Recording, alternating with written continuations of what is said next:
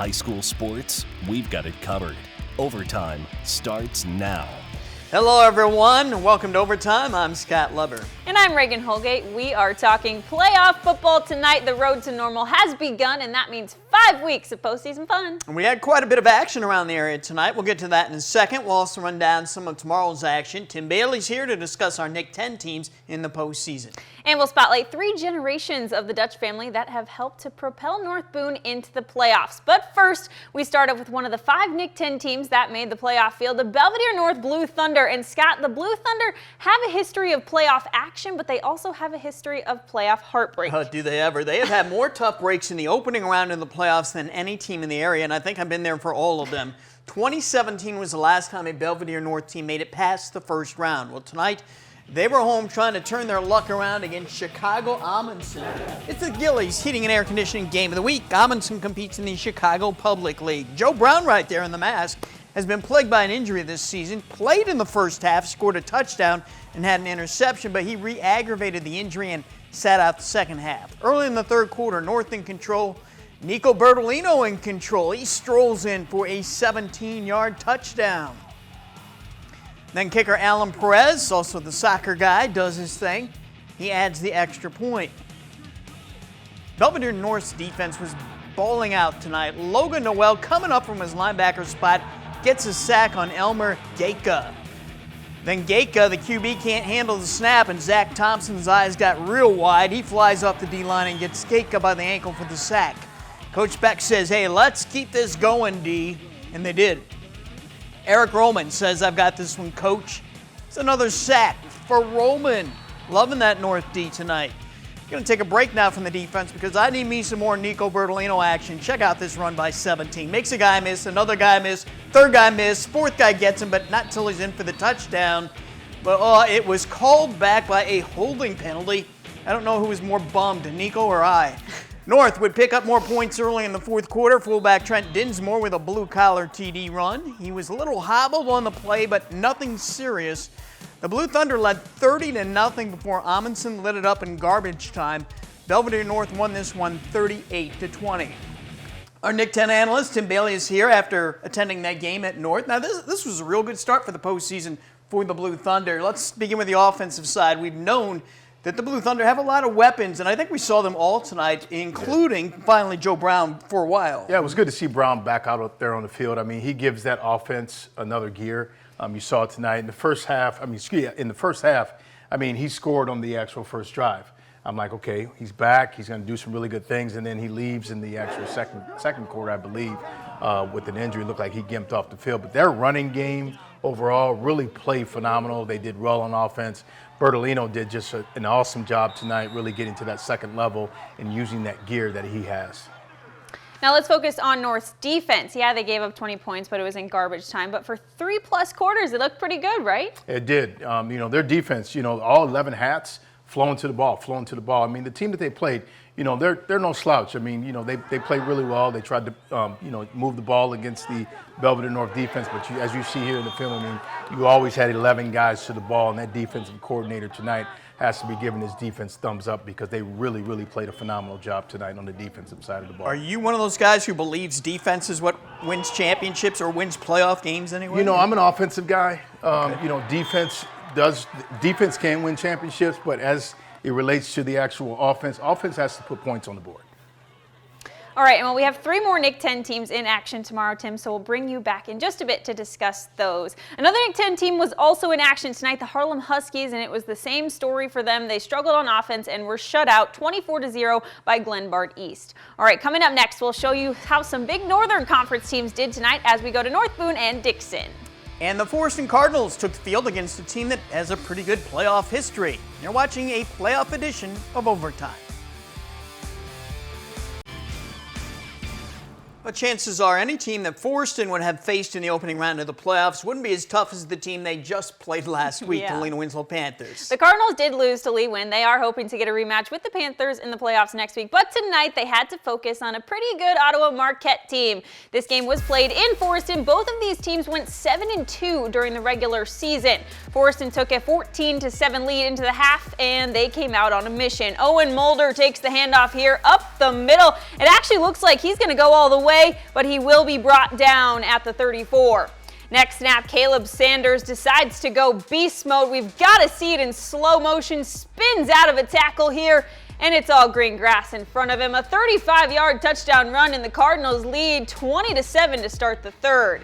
Let's go to the fourth now, and a 4th-and-1 situation for Forreston, opting out of the tush push here. Instead, Owen Mulder will just leap over the entire pile. That's a first down, but no score will come out of that one. That gives Marquette a chance. Their QB back to pass, but Micah Nelson picks it off, and that will ice this one out. Forreston downs Ottawa Marquette 20-7, and will make their 8th straight trip to the second round of the playoffs. Awesome highlights there. Well, 6 teams from the Big Northern Conference made the playoffs. One of them was North Boone. The Vikings are home tonight for Class 3A action against Monmouth Roseville, the Titans. Roseville QB Andy Myers takes a snap. He's going to keep it. He's head for the sideline, and he is going to be rustled down by Chris Dutch. Dutch was in beast mode tonight on both sides of the football. He was great. Moments later on the opening drive, it's Tyler Finicum powering in for a 12-yard TD, 7-0 Roseville. A new look for North Boone here on offense. It's Dutch at quarterback, some wildcat force, and he gets a real big run out of this.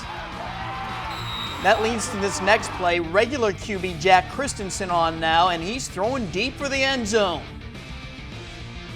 Nice spiral, but it's picked off there by Lars Berggren. North Boone shakes that off, though. Peterson going for Dutch here, and that's a TD early in the second quarter, so the Vikings were on the board. Roseville would answer, though. They're pretty powerful up front. Finicum going up the middle for another TD. It was 21-7. Christensen looking for Dutch again near the far sideline, and look at this great catch as Chris gets those feet down in bounds. That led to a Vikings big 4th down play from the 10-yard line just before the half, but the snap is bad, foiling that play, and the Vikings season ended with a loss 35-14. Well, if not for the Byron Tigers, the Dixon Dukes would have been the big story in the Big Northern Conference this season. The Dukes finished second behind Byron. Their only loss all season was to the Tigers, so the Dukes had high hopes going into playoff action tonight. Taylor Castro covered their game in Dixon, and she joins us now. Hi, Taylor. Hi, guys. The Dukes looked strong last week when they blew out North Boone to finish out the regular season 8-1. So they earned home field advantage tonight for their Class 4A playoff opener against Plano. The Reapers just barely got into the playoffs with a record of 5-4. There was a huge crowd in attendance for this one, and the star of the show was the Dixon defense. Here's a good example of it, a team effort from 3 Dukes, and Plano doesn't get very far. That stop would make it 3rd and long for the Reapers. Dixon with the ball now, QB Tyler Shaner under pressure, narrowly escapes, manages to stay up and finds Court Jacobson. Shaner will be going in the air this time, and he finds Eli Davidson, who makes the grab. And then here comes that Dixon defense again. This time it's Tyler Herwig with some help from Aiden Hoggard. That's a loss of yards for Plano. Crucial 3rd down here for the Reapers. Their quarterback's looking, and their O-line is just no match for Hoggard, who takes him down. What a sack from the junior. The student section loved it. The whole game. This was scoreless at halftime, but it would be the Dukes who would come out victorious. Dixon defeats Plano 10-7. Dixon was knocked out of the first round of the playoffs the last 4 years, so this win has to feel especially good for the Dukes. Scott and Regan. Hey, a win's a win, right? Thanks, Taylor. Stillman Valley played on the south side of Chicago tonight in Class 3A. The Cardinals just got by the Pumas 21-20. In Class 5A, the Rochelle Hubs had a tough first-round matchup in Wheaton against St. Francis of the Chicago Catholic Lead, and Rochelle gets knocked out 45-14. Let's go to Sycamore, where the Spartans hosted Evergreen Park in a 5A game. The Mustangs play in the South Suburban Conference. First quarter, Evergreen Park with the ball. Aiden Bench looking over the middle, but it's picked off there by Diego Garcia. And he's going to bring this back deep into Mustangs territory. Spartans on offense now, trying to capitalize. Burt Goucher slings it and finds Kyle Preble on the numbers, who takes it to the 6. Tyler Curtis cashed in later. Second quarter, Bench again over the middle. Bounces off the hands of Brian Benford into the hands of Burt Goucher. It is a pick, and he gets it down to the red zone. Goucher then on offense now rolling, chucking it, and Teague Hallahan has it for another score, 14-0 Spartans. Miles Galindo and Dylan Hodges also adding touchdowns late in the first half to make it 28-0. Sycamore moves on with an impressive 42-13 win. Eight-man teams also opened up playoff action tonight. This is in Polo, where the Marcos hosted West Prairie. Still scoreless here halfway through the first. Then it's Polo's Dalo Fernandez on the carry. A great run here for the senior, and it sets up first and goal for the Marcos. A few snaps later, it's quarterback Brock Solto on the keeper, and he's going to dive into the end zone. Polo lights up the scoreboard first, 8-0. The offense will get back out there rather quickly. The snap goes high for Cam Kramer, and Fernandez is the one that falls on it. It's Marco's ball. And hey, if it worked once, let's try it again. Solto goes in on the QB sneak for his second touchdown of the night. Polo wins quite convincingly, 40-16 over West Prairie. They will travel to Milledgeville in the quarterfinals next week. Also in eight-man football, the Missiles beat Orangeville 56-8, and Flanagan Cornell shuts out South Beloit 52-0.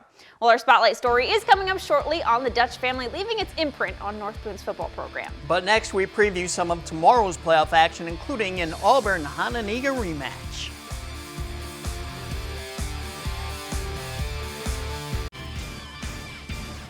The beauty of the playoffs is teams get to see some fresh opponents. That is, unless you are Auburn and Hononegah. They not only played each other during the regular season, but they played each other actually just last week. Hononegah won that game 40-12 after pulling away in the second half. Hononegah quarterback Cole Warren passed for 3 touchdowns in that game, and he ran for a 4th one. But the Knights had their moments. They put up 346 yards on offense on Hononegah's Legion of Doom defense. And tomorrow the Knights will take another crack at the Nick 10 champs in Rockton. It feels good to know that we go into the playoffs and can fight to go far in the playoffs. You know, we tried it last year with the first-year coaches. Willie Tolan, second year, we did it. And the new message forward is let's make a deep playoff run. You know, we don't really use the word state, but certainly that's the end goal. You know, that's what we want to achieve. But we're going to take it week by week. All right, Tim's back with us now, and you saw this game last week between these two teams. The Knights competed with the Indians for 2.5 quarters, but can they dig deep tomorrow and maybe do it for 4? I think they can. They have to play a mistake-free game. You know, you're going on the road. It's a very hostile environment up there in Rockton at Hononegah Stadium. And, you know what they need to do is just come out, understand what's at stake. I mean, you lose this game, you know, you don't come back out to the gridiron until next season. So it's important that they establish what they need to establish on offense. They establish what they need to establish on defense. And everybody steps up. I mean, they played really well last week against Hononegah, but I think Hononegah is going to actually come out too and want to show Auburn, hey, look, you know, you may have caught us in the first half sleeping last week, but we're going to show you why we're Nick 10 champs. So, but I think it's going to be a really, really good ball game. And, you know, I wouldn't parlay on this game.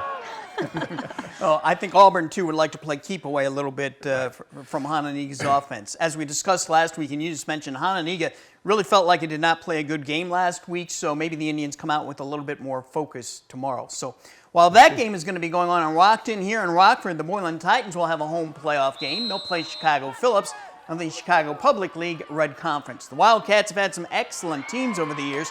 This year they were so-so. They went 5-4. The Titans went 8-1, and their lone loss was to Hononegah. So, Tim, the Titans have never competed as low as Class 4A ever before. So if there's ever a year for them to make a deep playoff run, maybe go after a state championship, it's probably right now, right? This could be it. I mean, I really do. I believe they have a chance to really make some really good moves here in the next 4 weeks to be able to get to that state game. You know, but, you know, as it relates to Boylan, you know, what I'd like to see them do is really establish that offense early. They've had in the last few weeks been coming out kind of sluggish in the first half and then really picking it up. I mean, this is the playoffs. I mean, you're facing teams that you've really never seen before, so it's important that you establish yourself early. So if you do fall behind, you know that you can actually try to at least come back to where you don't have a wide margin that you're down by. So, you know, but I think they have a good shot in 4A. But again, they just have to take it week by week. Let's get past Phillips, and let's see who our next opponent is in week 2. All right, thanks, TB. And folks, if you want more from Tim on local football, check out the Bailey Pod. You can find that on YouTube. He discusses high school football and other sports with local coaches and players. Jamani Muhammad. All right, tomorrow in Class 1A, it's the Big Northern Conference against the Northwest Upstate Illini Conference. The Lutheran Crusaders will take on #1 ranked Lena Winslow. The Crusaders are big underdogs in the eyes of many people around the state, but they won't be in awe of the Panthers, not after having played Byron and Dixon and some other very good Big Northern Conference teams this season. We know what to expect by not only that, but by playing Byron and Stillman and Dixon and the rest of the group. I mean, we know what we got coming. We've never seen it at this level at 1A, but last year's Fulton team was pretty good too. So yeah, we think we know what's coming. They play in the Big Northern Conference, so their level of competition is probably a little bigger, a little greater than ours. And they have a handful of really, really good athletes. And so that's concerning as well, because I think their speed compared to what we're used to seeing is kind of off the charts in terms of about 3 kids. Here's another interesting matchup Saturday between Big Northern and NUIC teams. The Oregon Hawks will take on the Dupac Rivermen in Pecatonica. That is a 3A playoff game. These two teams aren't exactly strangers. They practiced against each other one day this past summer. So we're pretty familiar with the program. Obviously, me coming from NUIC, and then we've went with them 2 summers in a row now for 7-on-7 and stuff like that. So they're familiar with us. We're familiar with them. So it's a good matchup. We're excited about it. We know what they do, and they know what we do, so we have to be prepared. But it was good. It was good because it was a joint practice, so we were both getting better. It's going to be a good matchup. Big Northern Conference champion Byron will open at home tomorrow afternoon. The Tigers will play Chicago Noble Hansberry. The Pumas went 5-4 during the regular season. Byron is hoping to make another very deep playoff run. In fact, anything short of playing for a state championship will probably be a big disappointment for them. All right, our overtime spotlight segment is next. The Dutch family has been a triple threat for the North Boone Vikings this season. We'll meet 3 generations of Dutches.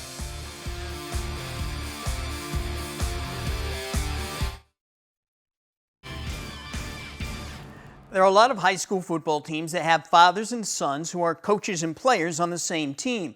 But you don't find many teams that have 3 generations from one family, unless you attend a North Boone game where you will find 3 members of the Dutch family. That's tonight's Spotlight story, brought to you by Benchmark Exteriors.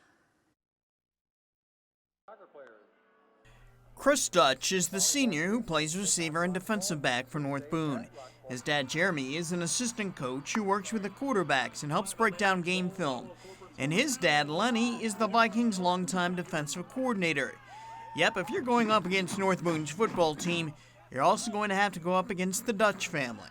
I think it's something that's pretty unique, but it's been really fun to not only get to know each one of the members of the Dutch family, but just to see their interactions and really their passion for North Boone in the football program. Chris is a senior, so he won't be part of the North Boone football program next year. Neither will Lenny. He's retiring.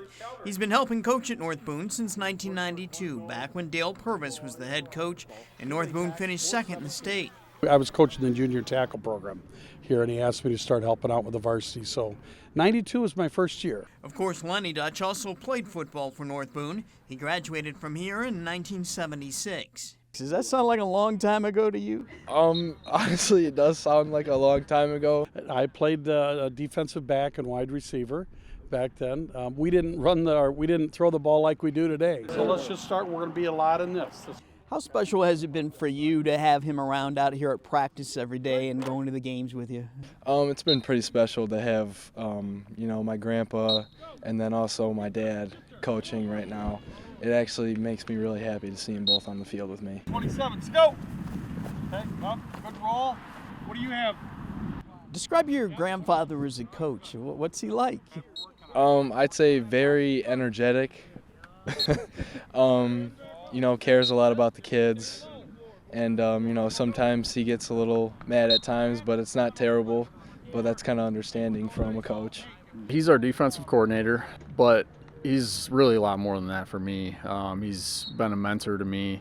I've leaned on his experience quite a bit. Lenny is retiring so that he can spend more time being a grandfather, watching Chris and Chris's older brother Will play ball in college, and watching his other grandchildren play sports at Huntley High School. Plus, his wife Tammy is about to retire from teaching at North Boone. Lenny and all of the Dutches will have so many memories to share from North Boone and their time together with the football team. I feel so blessed. A couple years ago, I had both my grandsons starting on the defense, and so that was pretty awesome. And to have my son involved in it, I coached him and I coached his friends, and now I've coached their kids. You know, you get where you just love the teams and you get to know all the kids, and that's the special part of it, and getting to know everybody in the community. And I'm going to be sad when that last time I walk off, I'm not going to lie. And sadly, that moment did come tonight, but the Dutches, they're pretty special. Yeah, they are. Even Chris's mother, Beth, is the boys' varsity head basketball coach at North Boone. A lot of family ties there. We'll be right back. It's that time of the night where we bring you the best highlight captured on our cameras. It's an Ableton Auto Group play of the night, and back to Forreston we go. Caleb Sanders, Scott, he's a beast. He's gonna spin out of a tackle here, and then how about turn it into a 35-yard touchdown run? You gotta love it. These kids really turn on the Jets, turn it up a notch for the playoffs, right? Yeah, they do. They always excel. Even if, they stumble a couple of times in the regular season, which they've done the last couple of weeks and they did a year ago, they still, when it's playoff time, they amp up their game. And I think they want a rematch with Lena Winslow next week. Now, Rockford Lutheran may have something to say about that tomorrow when they play Lutheran, but a Forreston Lee win rematch, I think that's on everybody's mind in Forreston right now. Hey, be sure to join us every Friday night for Overtime right here on Fox 39 at 11 p.m. if baseball doesn't interfere. We have 2 more playoff episodes to come. And remember, you can also see our highlights from tonight anytime on our website at mystateline.com. That will do it for this show. Have a great night, everyone. If you stayed up with us, you're a diehard. We appreciate you. Enjoy the rest of your weekend.